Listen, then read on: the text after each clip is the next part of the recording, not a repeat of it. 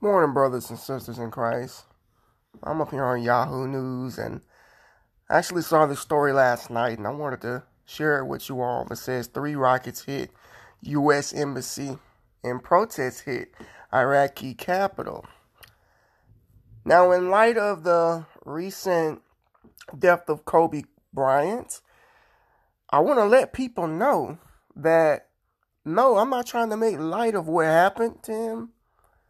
But you need to understand that when things like that occur, it's like a blindfold is put over the eyes of the world.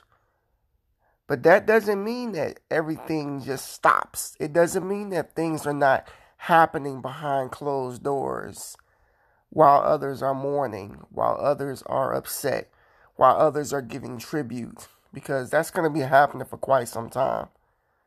Okay, again, I'm not making light of Kobe Bryant and the death of his precious 13-year-old daughter. I know how that feels because I have a 13-year-old. But we need to understand that we need to be worrying about our lives too. Concerned about our lives and getting our lives right and paying attention to what's going on in this world. So let's go ahead and read this story. Iraqis have been protesting since early October against a government deemed. Baghdad. 3 rockets slammed into the U.S. Embassy in Iraq's capital on Sunday for the first direct hit, reported after months of close calls as thousands of protesters kept up an anti-government sit-in across the country.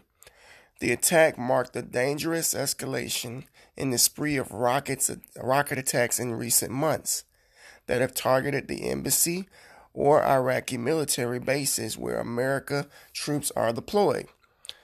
None of the attacks have been claimed by Washington, has repeatedly blamed Iran's military faction in Iraq.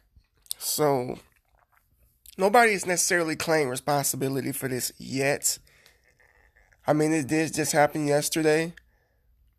But again, America has been blaming Iran primarily for attacking their embassies because, well, Iran has been attacking America for the last month consistently.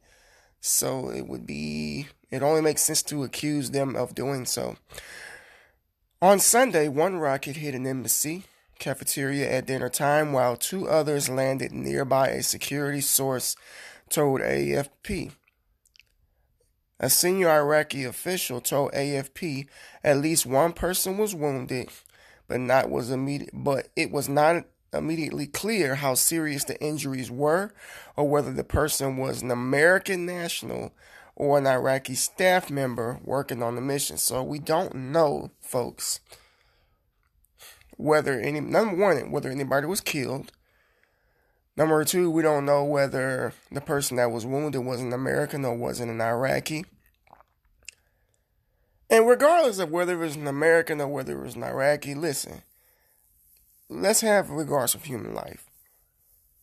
Especially if there was somebody at this U.S. Embassy. Okay?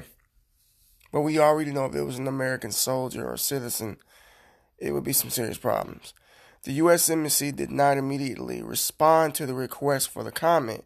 The U.S. Department called in Iraq late Sunday to fulfill the obligations to protect our diplomatic facilities. The attack took place earlier in the day as usual, with the AFP reporters hearing the booms on the western bank of the river's Tigris at precisely 9:30 p.m.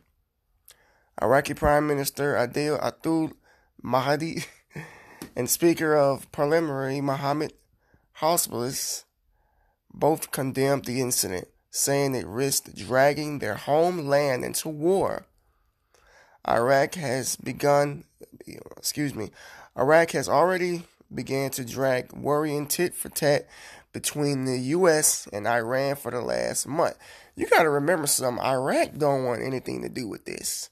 I know some people may think all these countries are the same. Iraq, Iran, Afghanistan, they're not the same people. They're really not. The only thing they really have in common is the fact that they're all dominantly Muslim. Okay? That's it. But Iraq, nothing like Iran. They don't want anything to do with Iran. They want to try to keep the peace over there. Okay? So, and you know that the article just goes on and on, basically. You can read it for yourself on Yahoo News, but I just didn't want to make the video too long. I wanted to share the fact that we have yet seen another attack on an embassy. Because I know a lot of people are not watching the news. They're not paying attention to the news. No, you need to make sure that you're paying attention to what's going on in the world and don't let one thing keep your focus off of everything else. Again, I don't want to sound insensitive, but I'm just being realistic. Okay? The world is not going to stop for Kobe Bryant. It's not.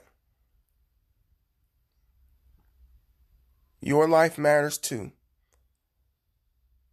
And Satan is still at work. Alright? Stick close to the Lord, folks. This ain't over yet.